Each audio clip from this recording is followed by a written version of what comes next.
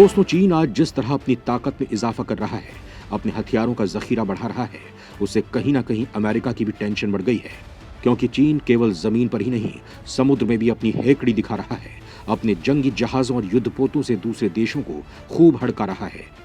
यही नहीं, वो अंतरिक्ष में भी अपनी शक्ति का प्रदर्शन कर रहा है, क्योंकि वो जान रहा है कि अगर जमीन पर जंग जीतनी है तो अंतरिक्ष में अपने को मजबूत करना जरूरी है।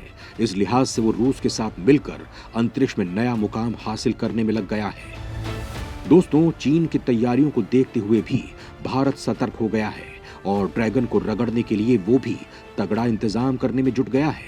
इसी कड़ी में इसरो ऐसे सैटेलाइट्स को लॉन्च करने की तैयारी कर रहा है जिससे चीन की हर हरकत पर नजर रखी जा सके, उसकी हर चाल का तत्काल जवाब दिया जा सके। हालांकि कुछ समय पहले भारत का इसी दिशा में एक अभियान फेल हो गया था, जिसके बाद पीएम मोदी ने वैज्ञानिकों को इस पर और तेजी से काम करने का निर्देश दिया था। दोस्तों, पीएम मोदी भी जानते हैं कि अगर चीन को मात देनी है तो उसके हर कदम पर नजर रखनी होगी, उससे बढ़कर सैन्य और अंतरिक्ष क्षमता विकसित करनी होगी, तभी ड्रैगन का फन कुचला जा सकता है। इसीलिए इसरो के बाकी प्रोजेक्ट से ज्यादा पीएम मोदी सेना के सैटेलाइट को लॉन्च करने पर जोर दे रहे हैं। अब इसरो भी इस बात की पुष्टि कर रहा है कि उसका फोकस इस वक्त सेना की जरूरतों को पूरा करना है। मतलब कुल मिलाकर कहा जाए तो ड्रैगन की अंतरिक्ष गतिविधियां सबको परेशान करने वाली हैं। इसीलिए अमेरिका भी उसके ऊपर पैनी नजर रख रहा है। यही नहीं, अमेरिका ने अंतरिक्ष में चीन की बढ़ती गतिविधियों को देखते हुए यूएन में एक प्रस्ताव भी पारित कराया है। दोस्तों, कुल मिलाकर कहा जाए तो चीन की बढ़ती हिमाकत को देखते हुए भारत ने अपनी तैयारी तेज कर दी है और हमारी आज की ये रिपोर्ट इसी पर आधारित है। दोस्तों, अंतरिक्ष में चीन को मात देने के लिए भारत क्या कदम उठा रहा है आपको बताऊंगा, लेकिन उससे पहले बता देता हूं कि आखिरकार अमेरिका इसे लेकर इतनी टेंशन में क्यों है। स्पेस मिलिट्री रेस में चीन बन रहा बड़ा खतरा। अमेरिका के दावे ने मचाई दुनिया में खलबली। दोस्तों, सिर्फ दक्षिण चीन सागर में ही नहीं बल्कि स्पेस मिलिट्री रेस में भी चीन लगातार अपने वर्चस्व को तेजी से बढ़ा रहा है। चीन के इस बढ़ते वर्चस्व ने अमेरिका को भी चिंता में डाल दिया है। संयुक्त राज्य अमेरिका के अंतरिक्ष विंग के प्रमुख ने कहा है कि चीन की सैन्य क्षमताओं में तेजी से हो रही प्रगति ने बाहरी अंतरिक्ष में अमेरिकी वर्चस्व के लिए जोखिम को बढ़ा दिया है। चीन की यह प्रगति पूरे विश्व के लिए खतरे की घंटी है। अमेरिकी अंतरिक्ष बल के कर्मचारियों की निदेशक नीना आर्माग्नो ने कहा, मुझे लगता है कि ये पूरी तरह से संभव है कि आने वाले वक्त में चीन न केवल हमारे बराबर आ सकता है बल्कि हमसे आगे भी निकल सकता है। उनका कहना था कि चीन ने आज जो भी प्रगति की है वो बेहद आश्चर्यजनक होने के साथ ही तेज भी है। अमेरिकी अधिकारी ने कहा कि कभी संयुक्त राज्य अमेरिका और रूस के वर्चस्व वाली अंतरिक्ष की दौड़ में ऐतिहासिक रूप से पीछे रहने वाले बीजिंग ने हाल के वर्षों में महत्वपूर्ण प्रगति की है, जिसने वॉशिंगटन और अन्य पश्चिमी देशों को चिंतित कर दिया है। दोस्तों, चीन प्राकृतिक संसाधनों के लिए क्षुद्र ग्रहों और छोटे ग्रहों के खनन के उद्देश्य से प्रायोगिक तकनीक भी विकसित कर रहा है। इससे अमेरिका की चिंताएं बढ़ना लाजमी है।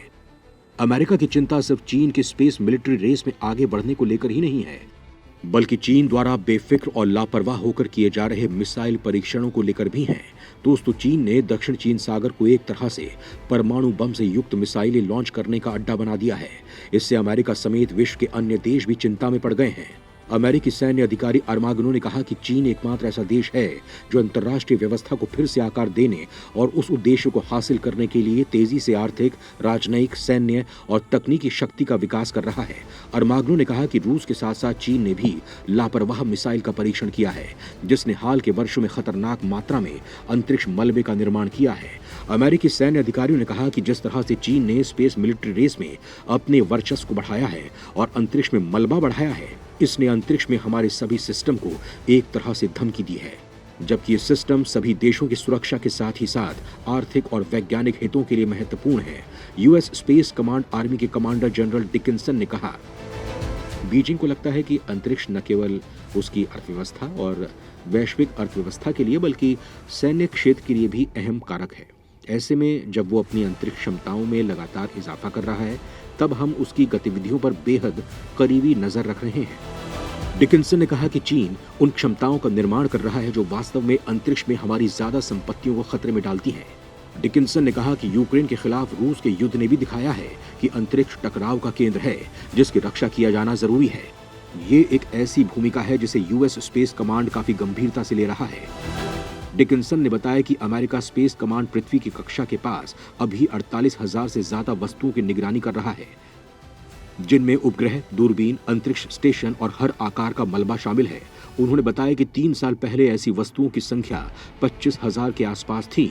चीन 2003 में अमेरिका और पूर्व सोवियत संघ के बाद अंतरिक्ष में मानव भेजने वाला दुनिया का तीसरा देश बना था। तब से उसका मानव अंतरिक्ष कार्यक्रम काफी तेजी से बढ़ा है। दोस्तों, अंतरिक्ष में चीन की इसी बढ़ती ताकत को देखते हुए भारत भी मुस्तैद हो गया है और चीन के खिलाफ पुख्ता तैयारी करने में जुट गया है। सेना की शक्ति को इसरो करेगा दोगुना। सैटेलाइट के जरिए सेना को करेगा बड़ी मदद। दोस्तों, आज के युग में सेना को अगर मजबूत करना है तो उसके पास दुश्मन की हर गतिविधि की सटीक जानकारी होनी चाहिए। वो कब, क्या, कैसे कर रहा है, कौन सी मिसाइल कब लॉन्च कर रहा है, कब अपनी सेना को कूच कर रहा है, कहां अपने हथियारों का जखीरा जमा कर रहा है। अगर ये सारी जानकारी आपके पास रहे तो आप किसी भी दुश्मन को आसानी से मात दे सकते हैं। रूस और यूक्रेन युद्ध में अमेरिकी अंतरिक्ष एजेंसी ने यूक्रेन को इसी तरह की मदद दी थी, जिससे उसको रूसी सेना की हर गतिविधि की जानकारी पहले ही मिल जाती थी और वो रूसी सेना पर भारी पड़ रहा था। उसके टैंक और युद्धपोतों को निशाना बना रहा था। दोस्तों, इसमें दो राय नहीं कि अंतरिक्ष में अमेरिका के सैटेलाइट्स के जाल के चलते ये संभव हो पाया था और शायद इसीलिए आज अमेरिका को दुनिया के किसी भी कोने में होने वाले हर गतिविधि की जानकारी रहती है, जिससे वो पहले ही सचेत हो जाता है। दोस्तों, अब चीन भी इस रेस में शामिल हो गया है, जो भारत के लिहाज से बिल्कुल ठीक नहीं है। लिहाजा पीएम मोदी ने इसरो को भी और उसे सेना की मदद करने में लगा दिया है। इसरो के चेयरमैन ने खुद इसकी ताकीद की है। उन्होंने कहा कि वर्तमान केंद्र सरकार फंडिंग को लेकर पीछे नहीं हटती। रिसर्च और उसके विजन को महत्व दिया जा रहा है। हम दूसरे देश पर निर्भर ना हों, इसके लिए चिप निर्माण, data science and capability, additive manufacturing, artificial intelligence, space के स्ट्रेटेजिक नेचर पर काम कर रहे हैं, जिससे किसी भी मिशन को सफल किया जा सके। साथ ही विभिन्न सैटेलाइट से देश की सेना को कैसे मदद की जा सके, इस पर नए काम हो रहे हैं, जिससे आने वाले दिनों में राष्ट्रीय सुरक्षा को और भी मजबूती दी जाएगी। इसरो प्रमुख ने कहा कि भारत सरकार के नजरिए को हर संभव सफल बनाने की पहल हो रही है। स्पेस सेक्टर को बढ़ावा देने और व्यावहारिक संभावनाओं से जोड़ने के लिए इसे खुले मंच के तौर पर स्थापित किया जा रहा है। इससे निजी अंतरिक्ष पारिस्थितिकी तंत्र, जो देश में धीमी गति से आगे बढ़ रही थी, इसको बढ़ावा मिल रहा है। नए काम के बेहतर नतीजे सामने आ रहे हैं। इस कड़ी में कई नए रॉकेट्स लॉन्च की तैयारी है। उन्होंने कहा कि वैसी कंपनियां जो सैटेलाइट निर्माण कर सकती हैं या कर रही हैं, उन्हें बढ़ावा दिया जा रहा है। इसरो अपने काम की प्रक्रिया में बदलाव कर रहा है ताकि ज्यादा से ज्यादा रॉकेट, सैटेलाइट और पोलर सैटेलाइट लॉन्च व्हीकल को तैयार कर उसकी लॉन्चिंग समय पर हो सके। अगले 1 वर्ष में कई नए सैटेलाइट लॉन्च किए जाएंगे। यही कारण है कि निजी कंपनियों को अच्छे काम और बेहतर परिणाम के लिहाज से बढ़ावा दिया जा रहा है। इसरो प्रमुख ने कहा कि नई तकनीक का इस्तेमाल कर कई नए सैटेलाइट को तैयार किया जा रहा है। कई प्रोजेक्ट को हरी झंडी मिल चुकी है, जिसमें कुछ सैटेलाइट राष्ट्रीय सुरक्षा के लिए और कुछ कॉमर्शियल उपयोग के लिए तैयार किए जा रहे हैं। जल्द ही ओशियन सैटेलाइट को नए नेविगेशन सिस्टम के साथ लॉन्च किया जाएगा। दोस्तों, आपको बता दूं कि 1 साल पहले ही इसरो ने सेना को मद्देनजर रखते हुए एक उपग्रह अंतरिक्ष में प्रक्षेपित किया था, लेकिन वो असफल हो गया था। मिशन की विफलता की घोषणा करते हुए इसरो अध्यक्ष ने कहा था कि क्रायोजेनिक चरण में देखी गई तकनीकी विसंगति के कारण मिशन पूरा नहीं किया जा सका है। दोस्तों, इस मिशन का उद्देश्य नियमित समय पर बड़े क्षेत्र की वास्तविक समय पर तस्वीरें उपलब्ध कराना, प्राकृतिक आपदाओं की त्वरित निगरानी करना और कृषि, वनीकरण, जल संसाधनों और आपदा चेतावनी देना, चक्रवात की निगरानी करना, बादल फटने आदि के बारे में जानकारी हासिल करना था। कहा जा रहा था कि EOS-03 सफल तरीके से ऑर्बिट में स्थापित हो जाता तो हर रोज देश की 3 से 4 तस्वीरें भेजता। इस सैटेलाइट के जरिए चीन और पाकिस्तान से सटे इलाके की तस्वीर भी ली जा सकती है। इसी कारण इस सैटेलाइट को आई इन द स्काई भी कहा जा रहा था। दोस्तों, इस मिशन की असफलता निश्चित ही इसरो के लिए एक झटका थी, लेकिन पीएम मोदी ने इस असफलता को सफलता में बदलने के लिए वैज्ञानिकों को प्रेरित किया, जिसका नतीजा आज आपके सामने है। एक बार फिर इसरो पीएम मोदी की उम्मीदों पर खरा उतरने के लिए दिन रात मेहनत कर रहा है।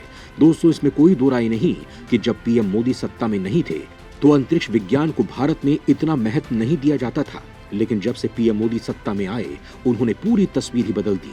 इसी का नतीजा है कि भारत इस फील्ड में तेजी से आगे बढ़कर नए कीर्तिमान स्थापित कर रहा है।